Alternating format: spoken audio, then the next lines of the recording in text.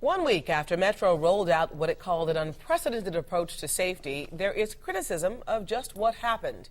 It was a big operation with what critics have called questionable results. This evening, reporter Ted Oberg is investigating Metro's bus-safe operations. Ted?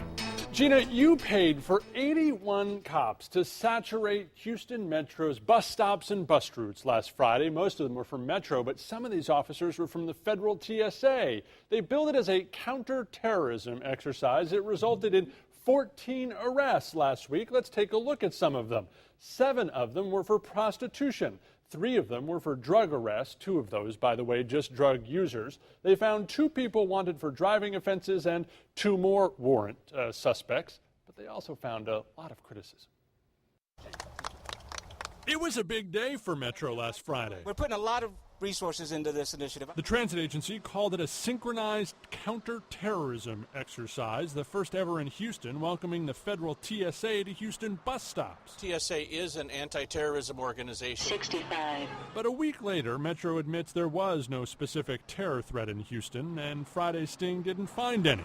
Critics are angry. This isn't about terrorism. They're not busting terrorists, they're not finding bombs, and that's not even what they're trying to do. Houston criminal defense lawyer Mark Bennett's concern started when he saw this Metro blog saying that TSA and Metro did random, warrantless bag checks of bus riders.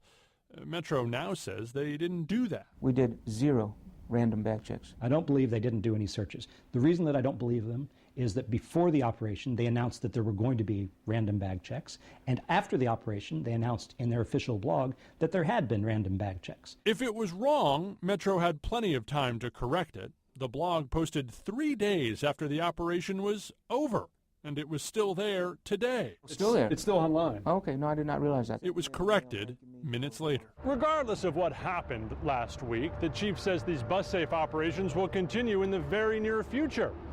And when they do continue, the chief maintains he does have the right to search your bag and may tell his officers to do it. If the facts and circumstances change, it could be at some point. When you say to a poor working class person, look, either we search your bag or you can't ride the bus, it says you can't go to work without our permission. But that's not the only concern. Of the 14 arrests Metro made during the sting, 12 were of African-American suspects. And while Metro denies profiling, it is a large percentage. It is something I'll take a closer look at. I don't know that it's fair to say they're targeting African Americans, but they're targeting people in a way that happens to get predominantly African Americans. Is that okay? No, it's not okay. The Metro police chief says he will conduct these bus-safe operations again, maybe as soon as a few weeks from now. He says he has no plans yet to search your bag without a warrant unless threats change here in Houston. Ted Oberg, 13 Eyewitness News.